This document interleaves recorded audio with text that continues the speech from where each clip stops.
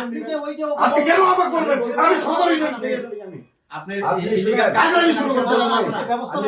অবশ্যই আমি আপনার এখানে শুনেন না না না কিন্তু আমি করবেন আমি কিছু আপনার এখানে আপনি আনলিগাল কাজ চালাবেন এখানে আমরা বলি এই আপনার এখানে আসার আগে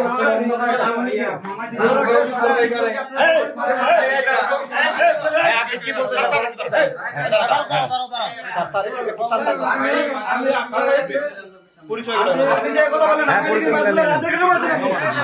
আমাদের কি বাজুলা রাতে আপনি কেন বলছেন বলেন একটু পরিচয় দিলেন আমাদের ভোট কেন অনুমতি দিল আমি পরিচয় করে দিই আপনি আমাকে বলছেন আমি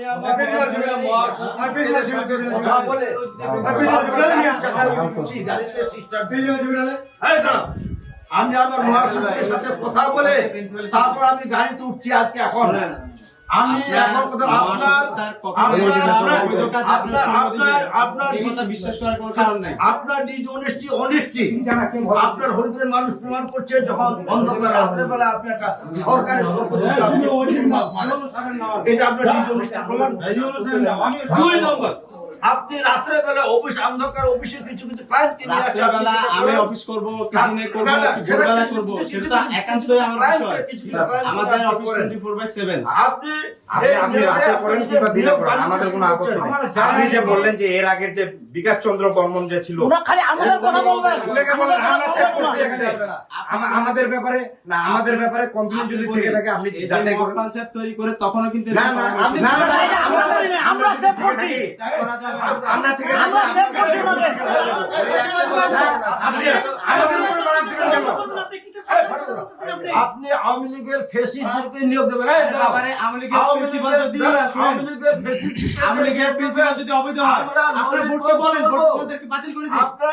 আমরা তো এই কথাটা আপনাকে বারবার বলছি আওয়ামী লীগের ফেসিস্টদেরকে আপনি নিয়োগ দেবেন আমরা নলির পথ তুলবো এটা হবে না এটা তো হবে না আপনার আওয়ামী লীগের সকল যত আপনাদের পরিচয় বহিষ্কার করে দিন নিয়োগ পরীক্ষা ইনা রাখে শুনেন ওই যে আপনাদের শুনেন বুঝিনি এই শুনেন আমি জানো এই বই থেকে ভাই দাদা এই প্রিন্সিপাল কে নিয়ে চলো ভাই ওনার ওয়াইফ আপনি ভাই ওনার ওয়াইফ হচ্ছে আওয়ামী লীগের ভাইস চেয়ারম্যান ছিল ওনার ওয়াইফ আওয়ামী লীগের ভাইস চেয়ারম্যান ছিল আমাদের জায়গা মতো কিন্তু আমার কষ্ট লাগলো স্যার আমার কষ্ট লাগলো আপনি বলছেন আপনার খাতাপত্র নিতে পারো না খাতাপত্র নিতে পারো না তোমরা আমরা বিকাশ চন্দ্র বর্মনকে এখন আমি যাবো না আমি সেভ করছি আমি হরিপুরের মানুষ না কারোর সাথে আমরা সেভ করছি আর কারোর সাথে আমাকে তুলনা করতে পারেন না এটা না আসেন ভাই আপনার পরিচয় আমি বললাম তো আমি যাবো আপনার দেখা করতে